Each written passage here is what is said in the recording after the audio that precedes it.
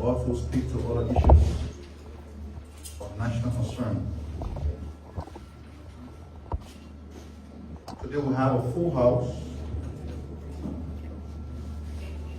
And as you can see before you, we have the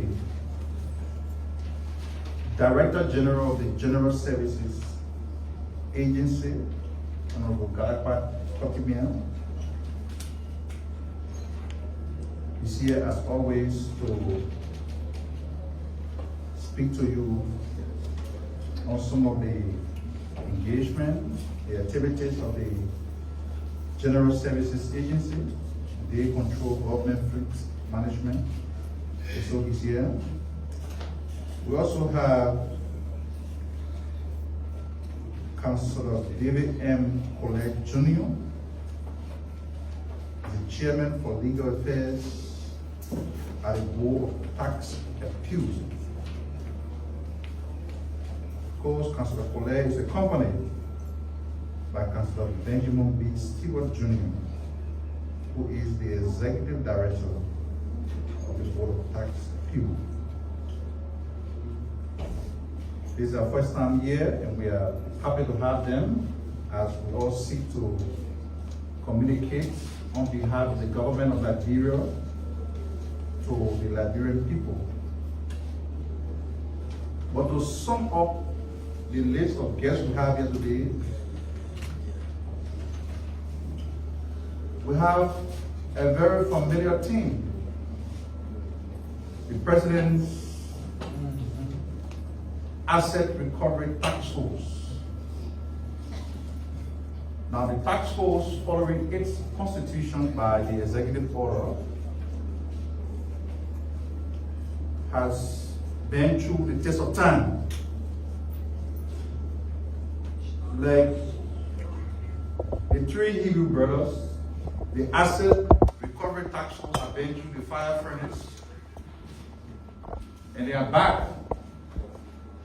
All of the legal hurdles that were posed to the existence and the constitution of the tax force have been legally adjudicated by the appellate court in the land, the Supreme Court. And so I was joking the minister, I said, well, the Asset Recovery Tax Force, they already prepared a press statement. Because as soon as the Supreme Court ruled, they issued a press statement. But let us go for the democracy of our country, that our disagreement on policy issues cannot be resolved through the barrels of the gun or through the fix of the muscles, but through legal arguments. And so those who sought to challenge the existence of the Asset Recovery Task Force have been given the benefit of the doubt by the country's judicial system. And so they are back, they are ready, they are able and prepared to do the work for which they were constituted and commissioned by the President. So Councillor Elric Clamartin is the head of the Asset Recovery and Property Retrieval Task Force.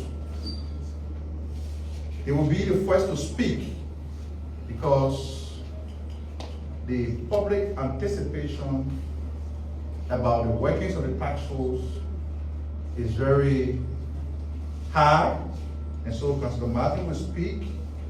He'll be followed by the Director General of the General Services Agency, and then the Board of Tax Appeal will make their presentation. From there, we'll take your questions and they will provide the answers. But before I invite Councillor Martin to the podium, we have to speak to some issues that are unfolding in the country, just to do some house clearing. Yesterday appeared very chaotic in Monrovia. The motorcyclists were on a rampage. The police were busy as far as protecting lives and property and ensuring public safety is concerned. What led to that action yesterday? We are told by the authorities of the Liberia National Police that a moving vehicle gave up on Crown Hill. The driver managed to pulled the vehicle down the hill, and then while approaching the Slipway Airport, the vehicle ran into a motorbike, and unfortunately, it led to the death of one person. That single action led to the outrage that was staged by the motorcyclists yesterday. The incident occurred in Slipway, down the hill there, Johnson Street. The motorcyclists went on a rampage on a spree of destruction of public facilities. All of the booths that host the police officers to direct the traffic from as far as Tottenham Boulevard, Central Monrovia, Freeport, all the booths were destroyed by the motorcycles.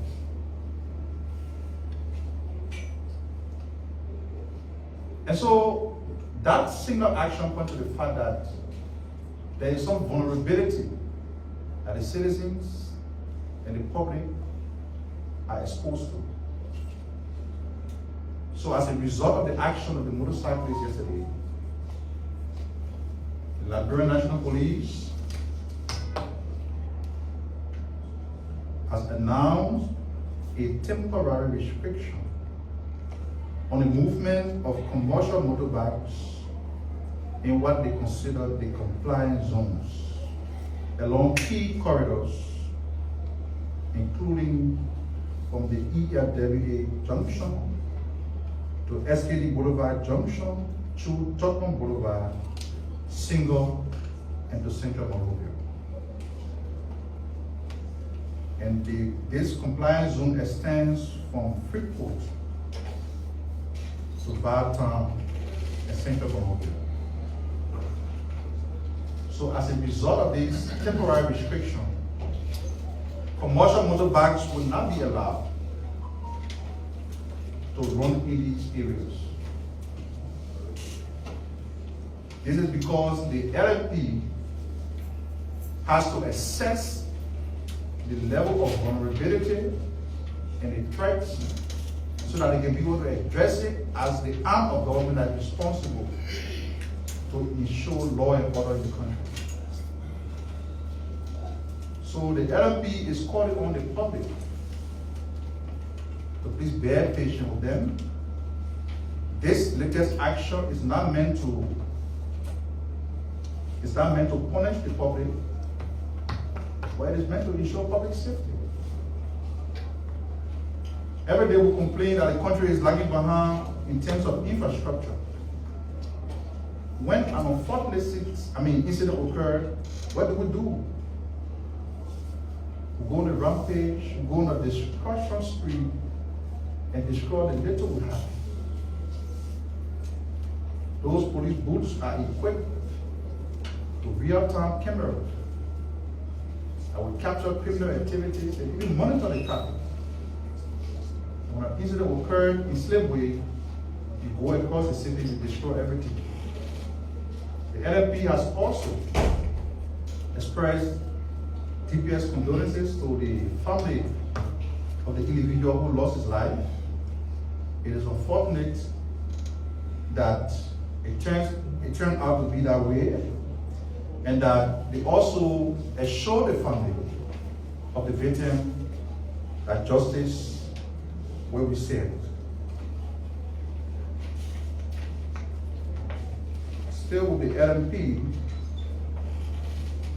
a police officer is currently being investigated.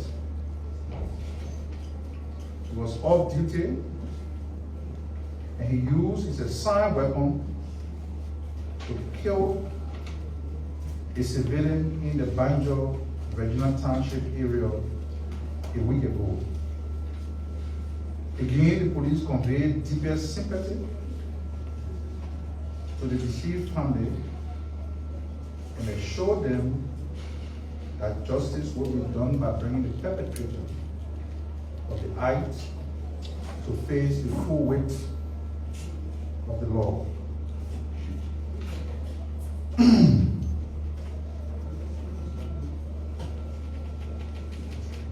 President, His Excellency Joseph Yuma Boyka, yesterday lifted the suspension of Madam Derrietta Brown Lassana as chairperson of the National Elections Commission with immediate effect. The decision was reached following a high-level meeting held on Wednesday, 18 February 2025 at the Executive Mansion. The meeting was attended by the NEC Board of Commissioners, the ECOWAS Ambassador to Liberia, and senior officials of the Ministry of State for Presidential Affairs. The reinstatement of Chairperson Lassana comes after a series of extensive discussions among the NEC Board of Commissioners and senior advisors to the President, leading to an agreement on enhanced cooperation among the commissioners and the reversal of dismissal actions previously taken against certain NEC employees. In reinstating Chairman Lassana, His Excellency the President emphasized the importance of unity and professionalism within the National Elections Commission. He urged the commissioners to foster closer collaboration, avoid any perception of internal discord within an institution that holds significant public trust. The President further called for renewed efforts to restore harmony between the Commission's leadership and its staff. So, with reference to the first talking point, the LMP notes that 5 persons were arrested in connection with the violent incident that occurred yesterday. Several motorbikes have also been confiscated. These individuals, as required by the laws of Liberia, will be investigated, processed, and sent to court. And the police have assured us that they will ensure that it is done expeditiously.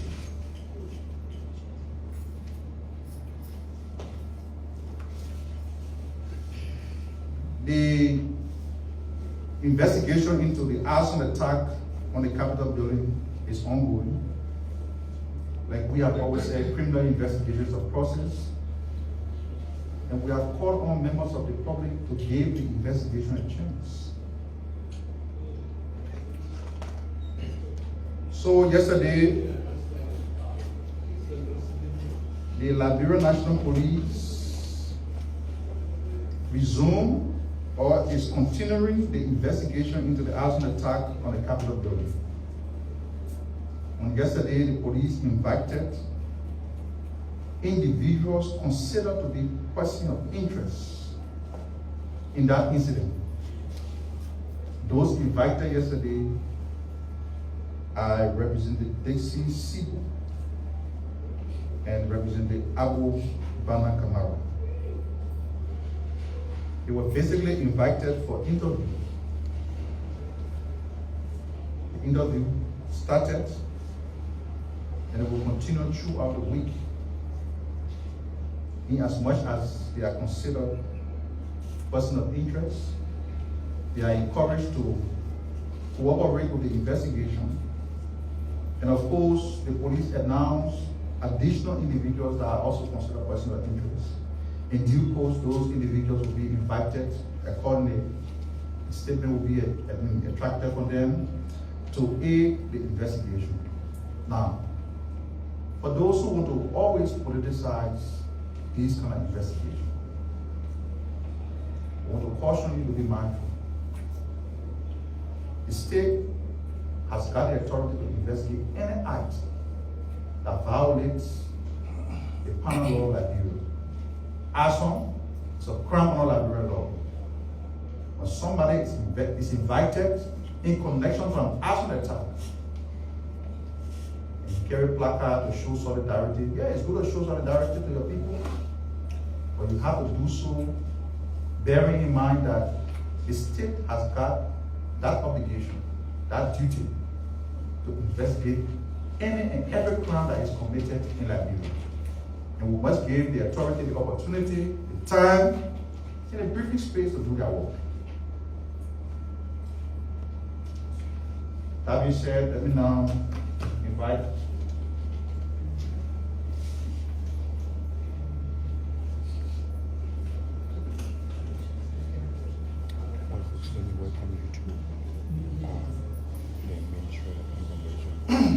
So let me now invite Councilor Eric Martin, the head of the Asset Recovery and Property Retrieval Task Force, to make a presentation and will move by the order that I announced previously.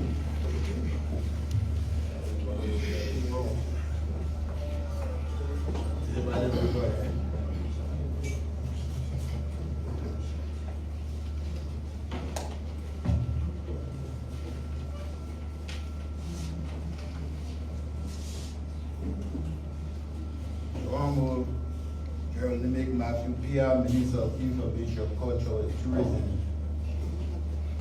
Honorable Daniel Sando, Deputy Minister of Information. Honorable Director General, General Services Agency,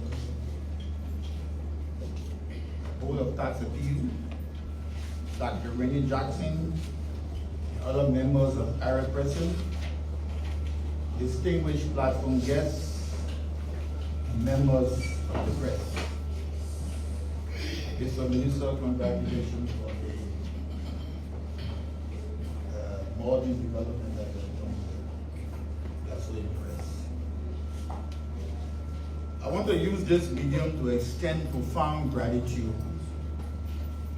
to the Honorable Minister of Information for the privilege and opportunity granted AREP to appear on this national platform to provide updates, achievements, and challenges over the period of 11 months, from March 20, 2024 to February 2025. Today, Liberia has regained its international dignity and reputation as a consequence of the hard work and performance by His Excellency Jose Jaman Boakai.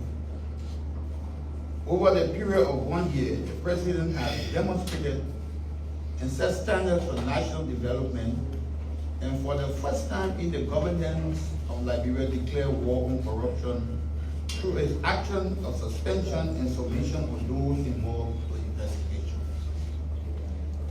For this dramatic and bold step, AREP extend profound gratitude to the President and promise him that it has resurfaced from its legal battle to our firepower to the war on corruption and the illegal possession of stolen and suspicious assets. AREP says that there will be no more interference as all of its command structures have been legally reinforced to resist the evil forces of corruption and death.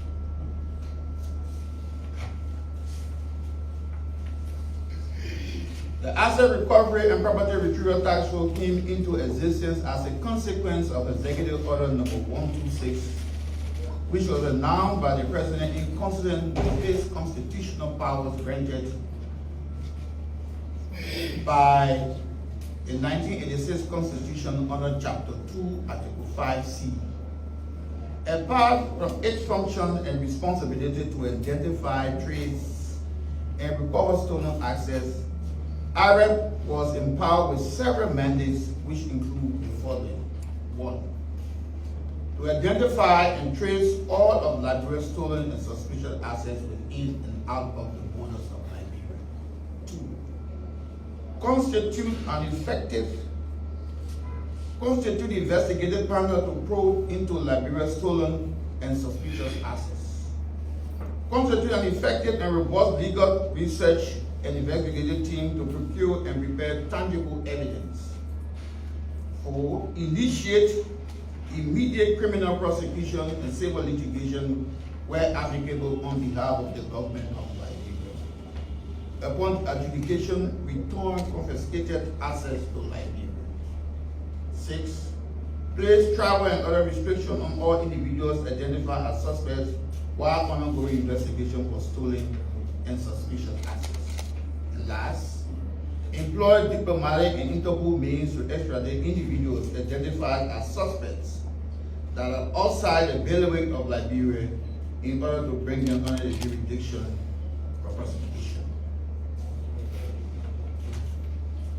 Ladies and gentlemen of the press, AREP in its efficacy of its second mandate, which states in that quote, constitute an investigative panel to probe into Liberia's stolen and suspicious assets, unquote. Our team of investigators, along with other state actors, elected to make an inquiry into Rachel Rye's legitimate title documents since its acquisition and operation as a transport company was suspicious.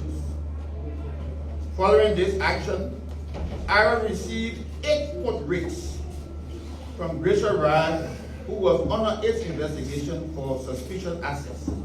Their dates, name of the writs, venue of the courts are as follows. March 8, 2024, prohibition. Name of the petitioner, Rachel Rye, Court, Supreme Court. April 4, 2024, prohibition. Name of the petitioner, Anita Group of Company, Rachel Rye, Court, Supreme Court. April 8, 2024, prohibition. Name of the petitioner, Anita Group of Company, Rachel Rye, Supreme Court. April 5, 2024, in re unconstitutionality. Name of the petitioner, Anita Group of Company, Rachel Rye, Supreme Court. May 7, summary proceedings. Name of the petitioner, Anita Group of Company, Rachel Rye, Civil Law Court B. May 23, 2024, summary proceeding. Name of the petitioner, Anita Group of Company, Rachel Rye, Civil Law Court B. May 30, 2024, prohibition. Name of the petitioner, Anita Group of Company, Rachel Rye, Supreme Court. June 4, 2024, in re unconstitutionality. Name of the petitioner, Anita Group of Company, Rachel Rye, Supreme Court. 8 writs from one institution that we declared suspicious and was ongoing investigation. Ladies and gentlemen of the press, on this day, June 4th, the Honorable Supreme Court issued a stay order on AREP, which lasted for 9 months. Following the hearing of the in-re unconstitutionality filed by Anita Group of Company, AREP made 6 requests for assignment for the disposition of this matter. Unfortunately for AREP, the matter was finally assigned on January 14, 2025.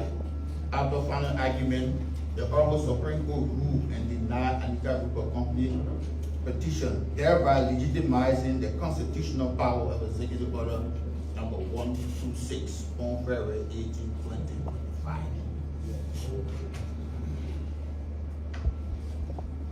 Ladies and gentlemen of the press, I am super proud to state that our legal team headed by me defeated Anita Group of Companies, Rachel Rye, in all of its legal engagement. We are set to beat anyone legally who will challenge the legitimacy and authority of the Asset Recovery and Property Retrieval Act. Congratulations to the entire membership and the legal team of AREP for this victory. Ladies and gentlemen of the press, AREP wishes to inform the general public and the media that it has, over the period of 9 months, complied with the Supreme Court stay order in obedience to the rule of law. The entire country is under rule of law. Now that the Supreme Court has ruled in our favor, SIM has settled the legality and legitimacy over Executive Order number 126 and the constitutional existence of the tax rules in consonance with Article 5C of the 1986 Constitution. Distinguished ladies and gentlemen of the press, I would inform the media and the general public that immediately after the ruling from the High Court, it had on the 19th day of February put in motion to set the state to commence its investigation on the following: possession of illegal assets, suspicious assets, and theft of public resources. I maintain that in as much as it complies with the rule of law, it calls on all persons of interest who will be invited for questioning to also comply and abide by the same rule of law. Ladies and gentlemen of the press, I will state that willful and deliberate refusal on the part of persons of interest not to respect its invitation, its investigative panel will be left with no alternative but to use available evidence in its possession to formally charge, indict, and subsequently prosecute said persons in keeping with law. Ladies and gentlemen of the press, the task force wants to inform the media and the public that it has verified and taken seizure of 17 high-profile cases ranging from theft of public assets, acquisition of suspicious property, theft through fake road construction companies and construction firms, theft of liquid assets. During the period of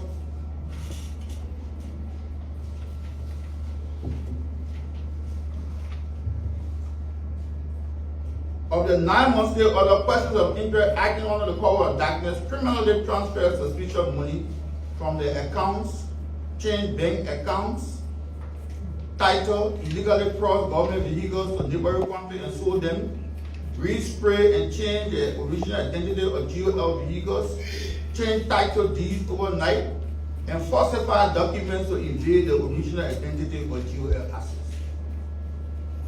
Ladies and gentlemen of the press, I want to inform the media and the general public that its surveillance and intelligence unit is on the full alert and those involved will be exposed.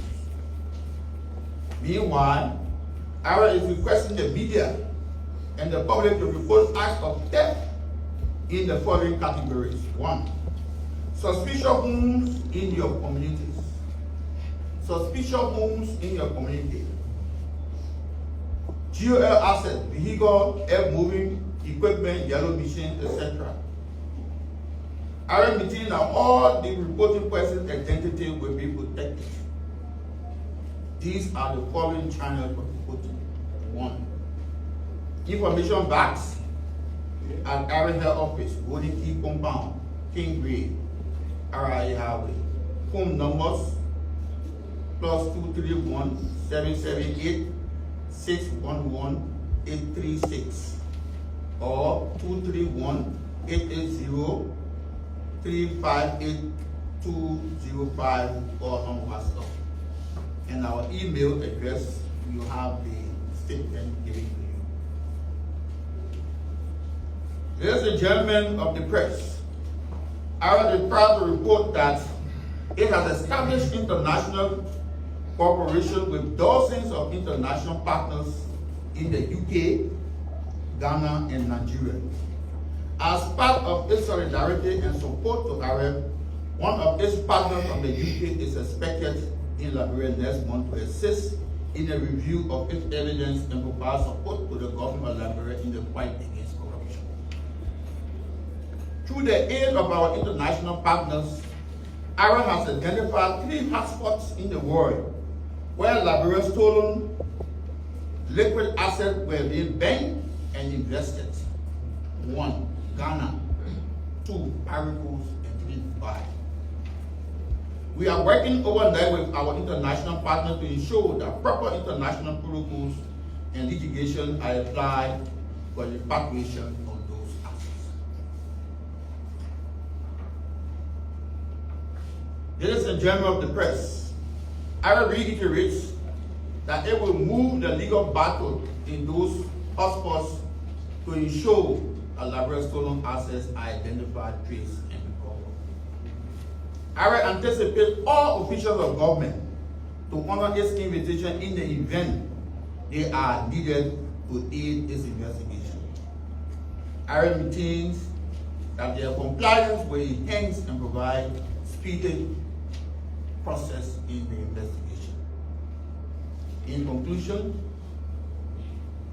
Liberia has gone through a lot as a consequence of theft and corruption. It's about time we rise up to fight this. When the battle is won, our infrastructure development will be transformed. Hospitals, schools, and roads will be modernized to meet international standards. Join IRED in the fight.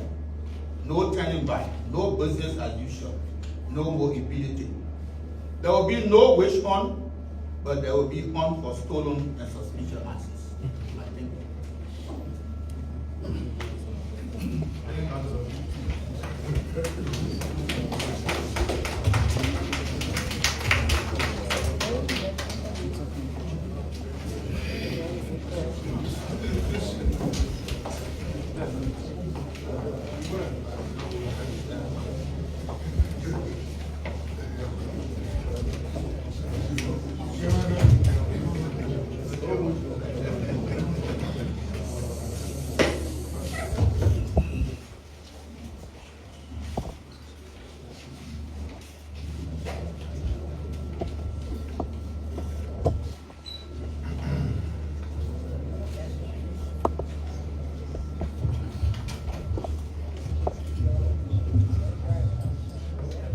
Good morning.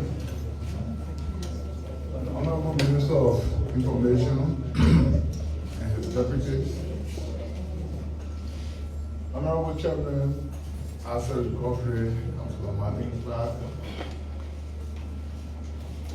voter commissioners and directors, distinguished Fourth Estate, ladies and gentlemen. We are so happy today again to appear here for the second time to talk to our people, especially the ministries, agencies, and commissions. Our appearance here today is in fulfillment of protecting government assets. We want to first thank the Ministry of Information for collaborating with us and saying the work that has been done at the level of the ministry here in partnership with the General Services Agency. Before the Christmas, we were invited by the minister to come and do some facelift of this building. And with the professionalism we got at the General Services Agency, our men from the PBM, the Public Building Maintenance, were deployed, and today you can see the information ministry channeling. And so, Minister, we want to say thank you very much. Thank you. And as I said, I was jokingly telling Martin that they better wake up. We are so happy again for the judicial system, because the asset recovery is there to give strength to regain the property of the General Services Agency. And so, Honorable Clark Mountain, we say welcome and thank you for your brilliant fight. We know we are going to redeem this country because the taxpayer money is being misused. And so, as you saw on the agenda, we have come today to talk on a few things here. One is to have value for money. And on our watch at the General Services Agency, we said it at the time when we were doing the budget execution workshop, that indeed the General Services Agency has worked on a fleet policy, a new fleet policy. And that policy will be looked at by cross stakeholders, along with the finance ministry and all of the max institutions. And decisions will be done, and then that new policy will be launched. But in our aspect, as we are about to execute the 2025 budget, where ministries, agencies, and commissions have started executing already, there's a need for us to come and refresh the minds of ministers, directors, and the procurement entity of those ministries. That indeed, there are some vehicles, there are some other items that are not required under the job government of Liberia purchasing system. We have done some historical investigation on some of these assets, and we have realized that it cannot value for money. So, we have sound this out to all marks that in the event of procurement of vehicle, please with the General Services Agency, where our technicians will go and review and access those cars and then give you the right of way for you to do the procurement. We have realized over the years that vehicles that are coming into the country, some are not being maintained, and when they are purchased by government, it does not even last for 2 years. An engine is damaged, either because of whatever, I don't know, biofuel or whatever it is.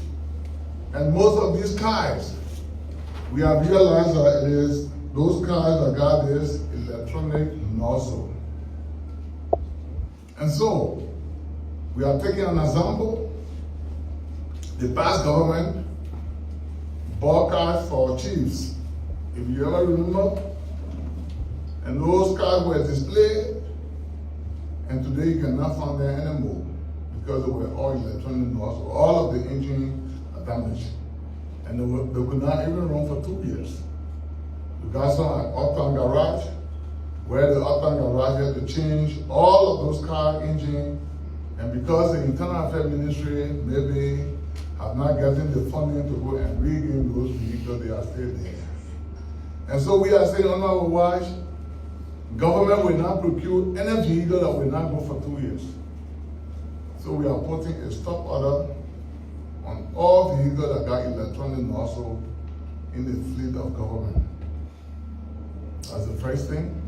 So before you procure, please come at the General Services Agency where we will guide you and then tell you the type of vehicle that should be bought. We all know that the centralized purchasing system that existed before, through the creation of the PPCC, that centralized purchasing system has been divorced, and now we got decentralized purchases that is going on. So meaning all ministries, agencies, and commission can do their own purchases, but we should regulate and guide the process so that you cannot bring something that people will not use. 2, we have come today again, as the chairman for Asset Recovery said, over the years, most of government vehicles have flown over the boundaries and gone into neighboring countries that we cannot account for. And so in our own wisdom, we have met with the Liberia Immigration Service, and we had this meeting, and I've done an announcement that every vehicle that leaves from Liberia, government-owned vehicle, should have a certificate or a pass from the General Services Agency, whether you are going for official duty or whatever problem you are going for. Come and have that pass from the General Services Agency attached to the government vehicle before it crosses any of our border points. And so we have done an announcement, and this is the announcement. I told my PRO to also share this with the journalists so that it can be carried all out. And they will be placed at various entry points of Liberia that this is a requirement that you're supposed to meet before you carry any vehicle out. So we want to thank you and thank His Excellency for having the confidence in us, and we know we are going to do all in our power to make sure we protect the property of government. In the soonest possible time, upon the arrival of the Minister of Finance, we are going to convene a 2-day stakeholder workshop where you, the journalists, will be invited and will be displaying the new fleet policy and drilling you through with all of the ministries and agencies, where we'll be inviting two persons from each of the ministries, agencies, and commissions. That is the property officer and the fleet director, or whatever they call it, whoever is responsible for assets, whoever is responsible for fleet, in those bureaus that will come, and we have that 2 days deliberating on issues as to where they are, so as to protect government property and not being looted by unscrupulous people. So we want to tell you, thank you, Honorable Minister, for giving us this privilege to come, and we'll always be here again to share with you whatever information that is needed to guard our property. Thank you, and may God save the state. Thank you very much.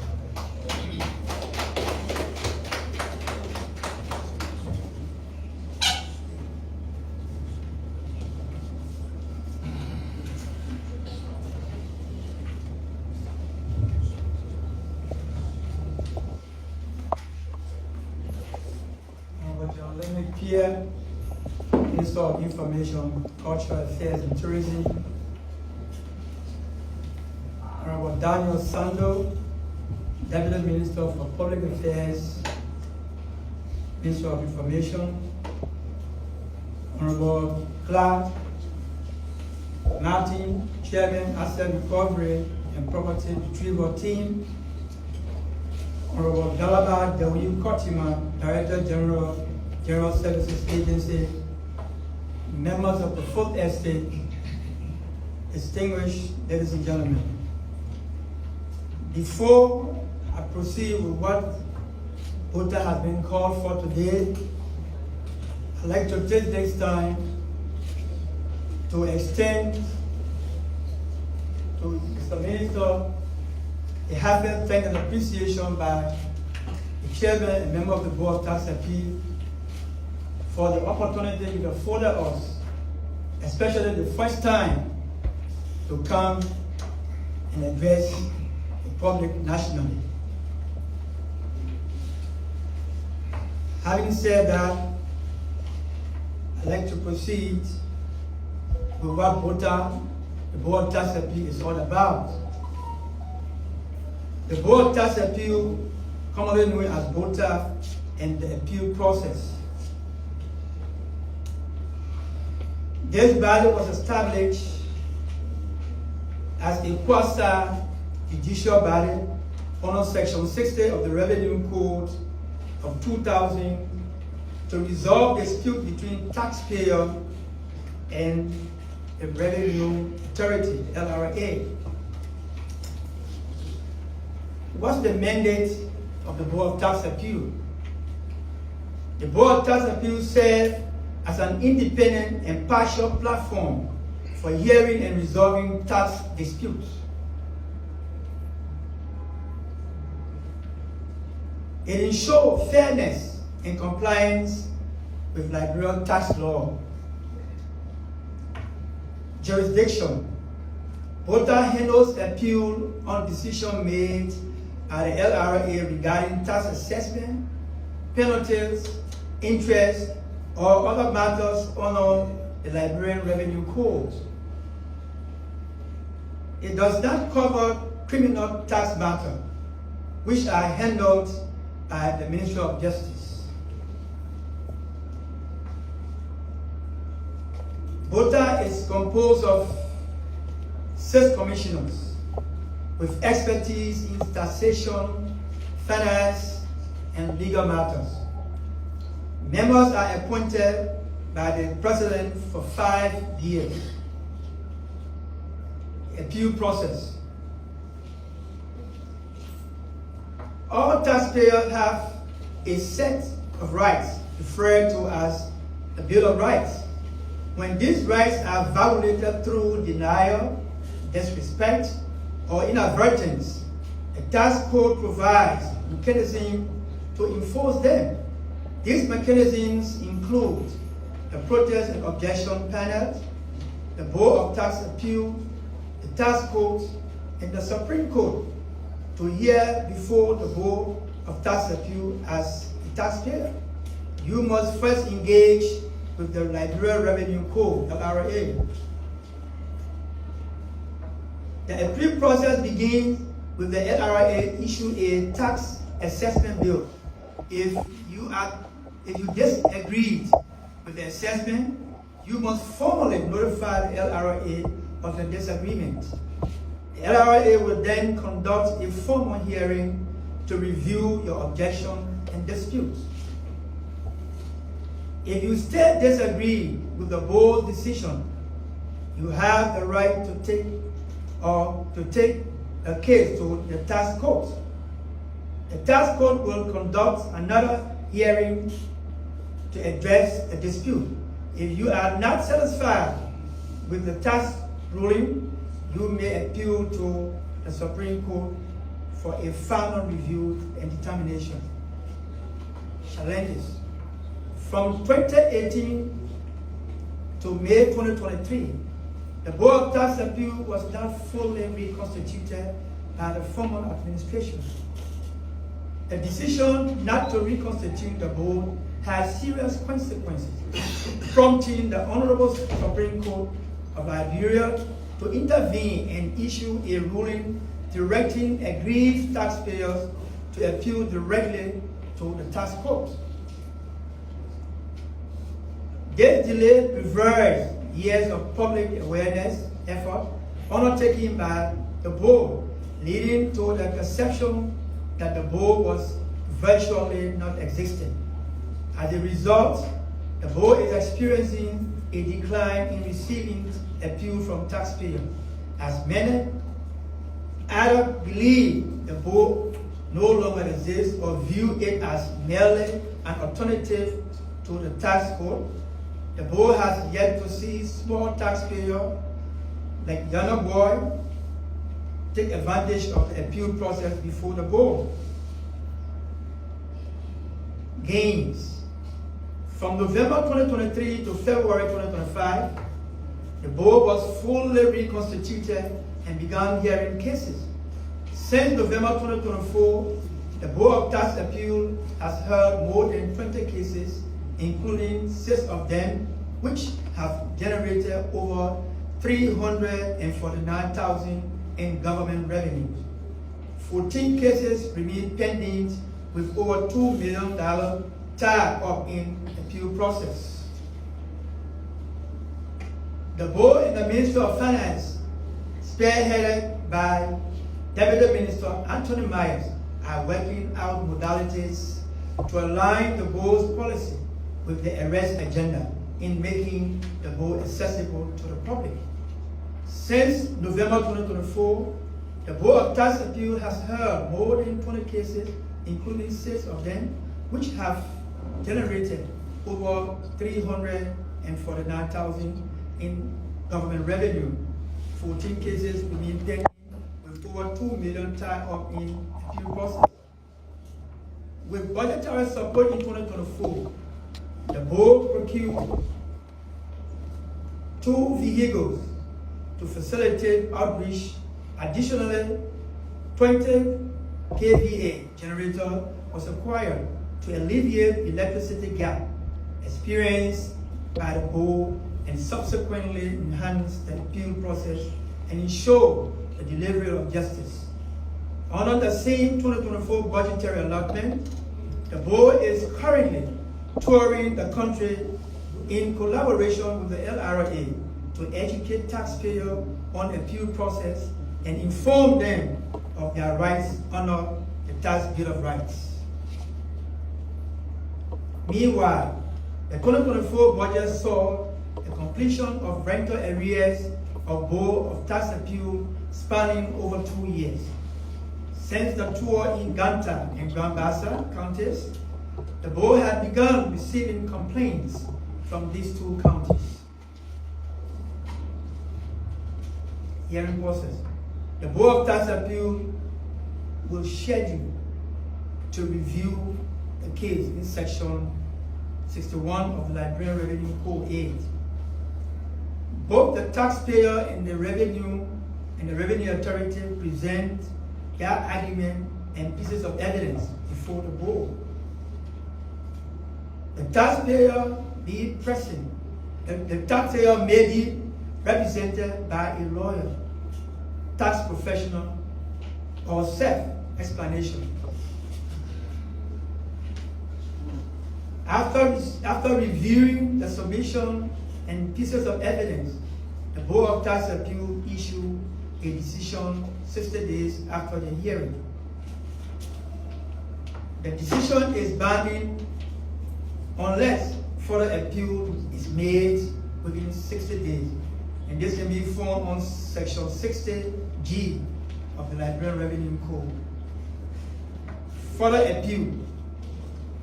If either party is dissatisfied with the Board of Tax Appeal's decision, they may appeal to the tax court for judicial review. If they are also dissatisfied with the decision at the tax court, they may also appeal to the Supreme Court on judicial review. Thank you, Mr. Minister, and members of the Congress.